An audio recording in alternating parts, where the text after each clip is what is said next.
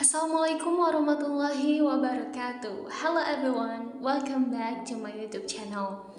Nah, di video kali ini kita akan membahas parts of speech yang ketiga, yaitu adjective. Jadi, adjectives itu adalah kata sifat yang memberikan penjelasan lebih lanjut ataupun keterangan untuk noun ataupun pronoun. Oke, sekarang langsung saja kita bahas contoh-contohnya. Kita bahas terlebih dahulu kalimat yang sedikit lebih pendek yang ada di sebelah kiri. Nah, contoh yang pertama, a busy street.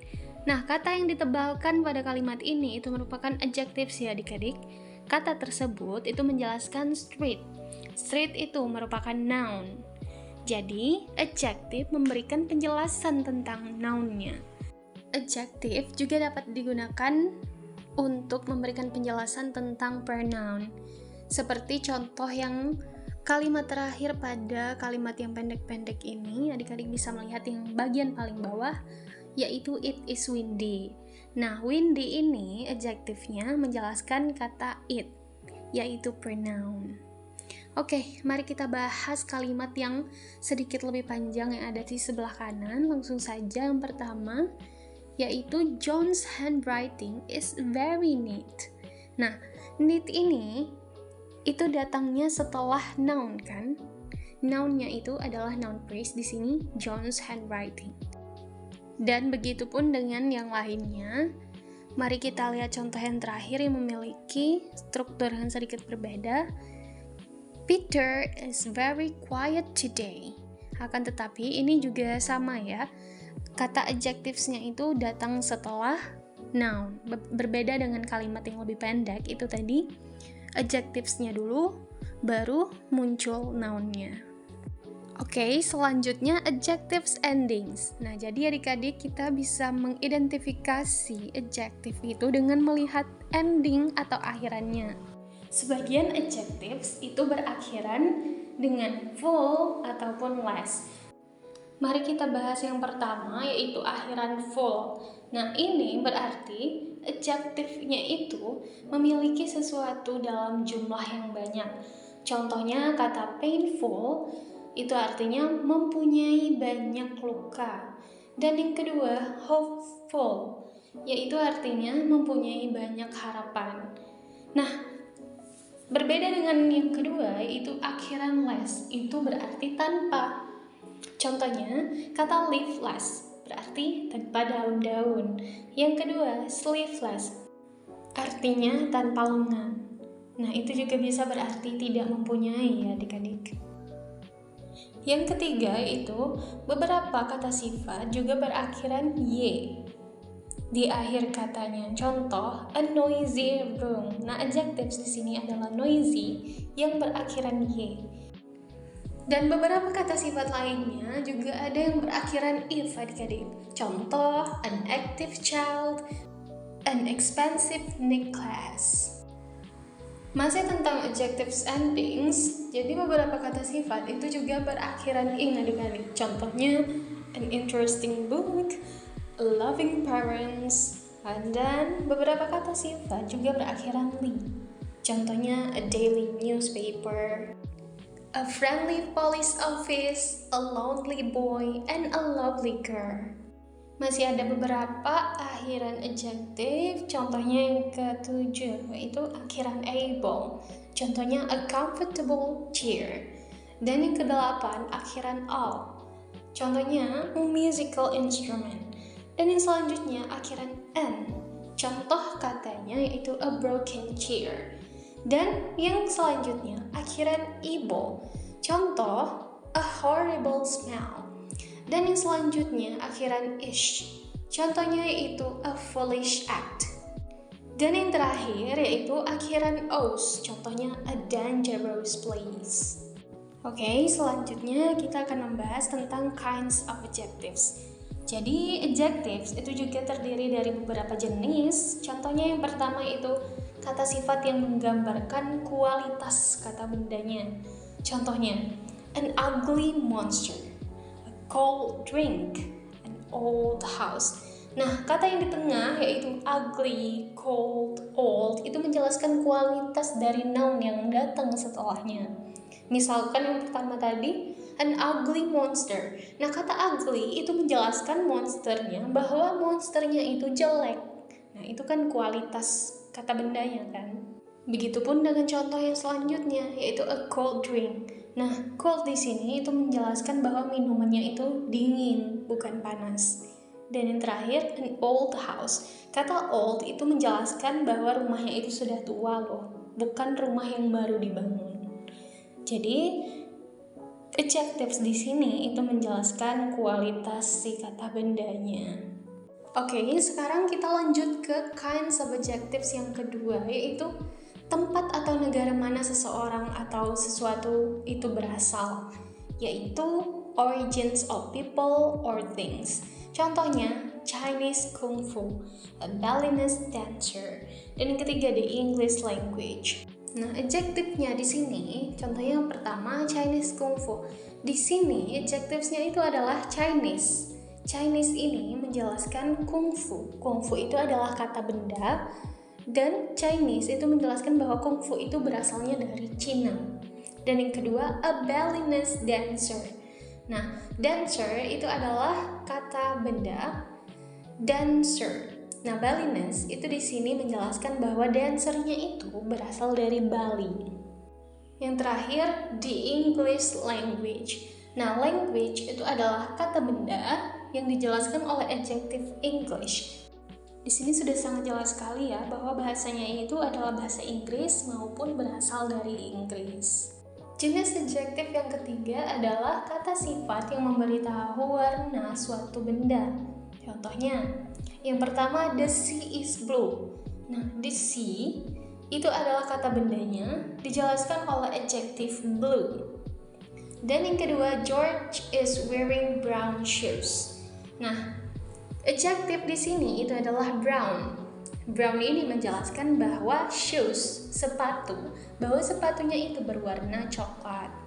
Lalu yang selanjutnya, I don't like green apples. Sama seperti contoh yang kedua, green itu menjelaskan kata benda yang datang setelahnya, yaitu apples.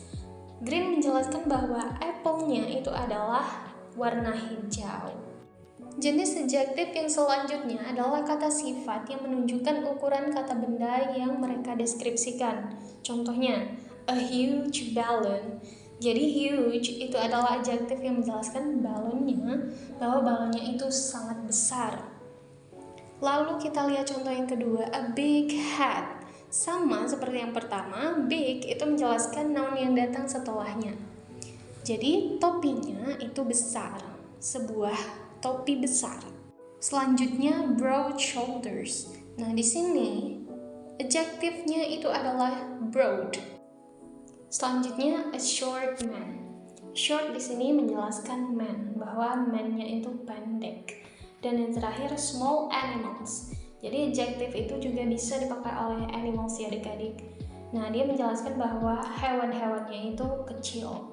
Mungkin contohnya bisa ants atau semut dan serangga lainnya. Oke, adjektif yang selanjutnya itu adalah yang berupa angka atau menunjukkan beberapa banyak noun-nya. Contohnya two princess. Nah, noun di sini adalah princess. Jadi kata two itu juga merupakan adjektif adik-adik. Dan selanjutnya 10 butterflies, 17 kittens, sama seperti contoh sebelumnya. Oke, sekarang jenis adjektif yang selanjutnya itu adalah kuantitas tanpa memberikan angka pastinya. Nah, sedikit berbeda dengan yang sebelumnya, di mana angkanya itu dijelaskan dengan secara eksplisit, yaitu dengan disebutkan langsung berapa angkanya. Sedangkan di jenis adjektif yang ini, itu kuantitasnya atau angkanya itu tidak diberikan atau dijelaskan secara pasti. Contohnya, a lot of books. Dia tidak menjelaskan berapa banyak bukunya, akan tetapi dia menjelaskan bahwa ada banyak buku. Mungkin karena tidak bisa dihitung dengan jari. Masih ada beberapa contoh lainnya, yaitu some soldiers, beberapa tentara, dan juga a few cups, ada beberapa cup, dan a little rice, not many people, dan juga too much salt. Kita kan tidak dapat menghitung beras maupun garam dengan jari adik-adik. Jadi kita menggunakan jenis adjectives yang ini. Misalnya too much, not many, a little, a few, dan lain sebagainya. Oke, itu saja jenis-jenis adjectives. Dan sekarang kita masuk ke comparison of adjectives. Nah, ini sangat unik karena banyak kata sifat komparatif itu berakhiran er. Di sini saya juga memberikan beberapa contoh kalimat, misalkan Jack is taller than John. Jadi comparison adjective itu kita gunakan untuk membandingkan. Misalnya yang pertama, dia membandingkan dua orang yaitu Jack and John, bahwa Jack itu lebih tinggi daripada John. Nah, contoh yang kedua, a sports car is faster than a motorbike. Jadi dia membandingkan sport car dengan motorbike. Nah, faster di sini itu merupakan comparative adjectives.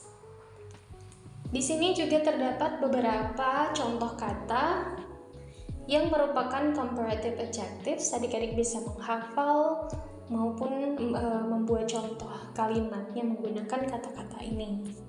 Yang selanjutnya, adik-adik bisa menggunakan bentuk superlatif dari sebuah kata sifat untuk membandingkan 3 atau lebih dari kata benda. Yang tadi kan hanya 2, nah kalau yang ini itu 3 atau lebih, itu kita menggunakan superlatif. Nah, banyak bentuk superlatif itu berakhiran est adik-adik.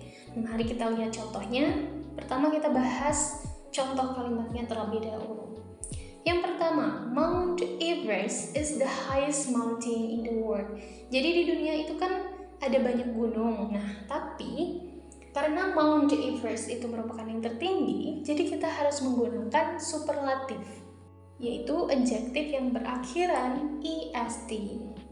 Contoh kalimat yang selanjutnya yaitu Peter is the tallest boy in his class. Nah, jadi kalimat itu menjelaskan bahwa di dalam kelasnya Peter, dialah yang tertinggi. Nah, di sini kita harus menggunakan superlative adjectives. Di sini saya juga memberikan beberapa kata lainnya yang mempunyai bentuk superlatif dan juga comparative. Oke, untuk membandingkan selanjutnya, adik-adik juga bisa menggunakan kata more untuk membuat bentuk perbandingan. Dan juga yang kedua, adik-adik bisa menggunakan kata most untuk membuat bentuk superlatif. Contohnya, jika adik-adik ingin membandingkan seseorang yang aktif, nah, yang biasa saja itu kita tidak menggunakan more maupun most. Nah, jika untuk membuat bentuk perbandingan antara dua benda, misalnya ada 2 orang, sebut saja Lisa and Jenny. Jika Lisa lebih aktif, maka kita harus menggunakan more active. Lisa is more active than Jenny. Seperti itu ya kan adik-adik.